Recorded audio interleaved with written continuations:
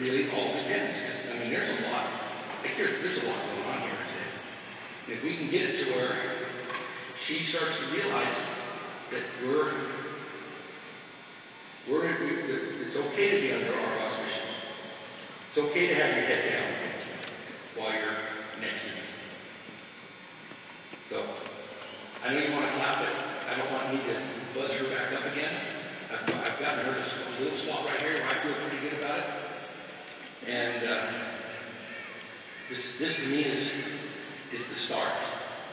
We went through some rough stuff there, and I appreciate all of you being with me through that and allowing me to keep her dignity intact and keep that first and foremost, and to take the time it takes. And a lot of this stuff is not easy to watch because she's going through a lot of trauma. But if we can do these things with a horse and for a horse, so here's what I'm going to ask you to do. Within yourself, or whenever you watch somebody else that's trying to tell you something about horses, examine in your heart whether the person's doing something with the horse and for the horse, or they're doing something to the horse. And I would just steer away from anybody that's teaching and preaching doing something to horses. Stick with something that's like, yes, we can do things with the horses, for our horses can become our partner. And one thing I didn't get a chance to mention this morning, or I failed to mention, is that the word equus, the Latin word for horse, loosely translated means equal us. And so again, that's why the partnership to me is so important, to get a horse to where we can complete them, they can complete us. So Linda, why don't you come down? I'm going to put the mare up, so I just want to have a way for you guys to have an understanding of what we've accomplished here today. And again, this is just a start. It's not a beginning, but I feel real strongly that a horse like this would only have a past pretty quick and never have a future. So if I don't see you in the future, I will see you in the pasture. Don't clap, let's let her get out of here.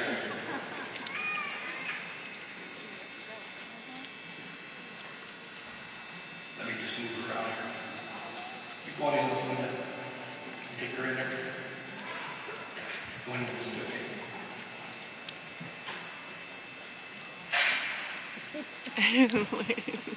Man, the toughest horses that we ever have to help out are left-brain horses on adrenaline. And that mare, to me, is left and right brain. She's like, I think on the cusp, very high-spirited, and in this situation, very right brain. You know, really, really scared and worked up and wanting to get back there. And here's why it's tough. It's a little bit like Catherine I had yesterday, but Pat, glad I had Catherine or Pat had this one. Because by comparison, my horse was easier. But the tough thing is when it's a left brain, when it's a right brain horse that's all scared, they're looking for a leader. They're like, oh, thank goodness somebody turned up and you're going to help me. Left brain horse is like, you're not the boss of me, and I'm not looking for a leader. Get out of my way. I got stuff to do. And so trying to convince them and like get their attention is really, really hard. It's amazing you're even alive. She said I had some rough rides. Okay, right now. Amazing. But I think it's really important to know that, you know, horses like that can have a future. And it's up to you to go, you know, I'm either going to stick with this and I'm going to learn what she needs in order to turn it around, or you have to get out of that relationship because it's not good for either of you. But you can do this. I mean, there's people sitting up there who have turned their horses around. I know some of you have come up and talked to me about the changes that you've made. I know that's how I came into this program. I had a horse that was impossible, and people were telling me to put a bullet in its head. And I started doing the Crony program, and it changed everything. To the point that 2 years later, I was riding that horse with no bridle. He was a dead runaway. I was riding with no bridle. And then I would get off and rub him, and I'd lay him down, or I was in a public area. And somebody came up to me and said, hey, look, whatever happened to that crazy horse of yours? That's him laying there. The horses are not crazy.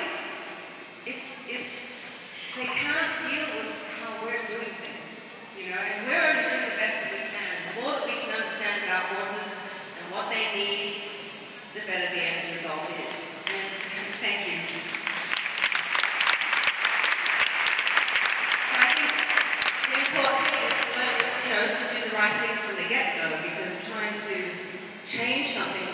gone down 100 miles of bad road for whatever reason, it's always a lot harder. But we're glad you made it here. Did you want to say anything? I'm just excited to try something with her. We've been at least a couple thousand miles on the trail, but when she's in this frame of mind, she's dangerous, and I don't know what to do with her.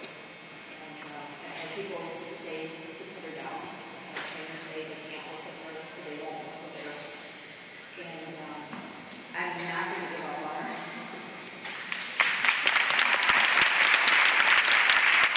That's the first best thing is not to give up, because there's always a solution to being well.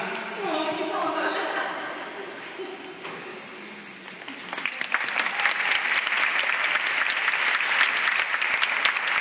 Well, I know I didn't have the cat. He's still out there somewhere. Pete? It's taking care of the horse, so the last thing that horse thinks about is what just happened here. So that's where he is, and that's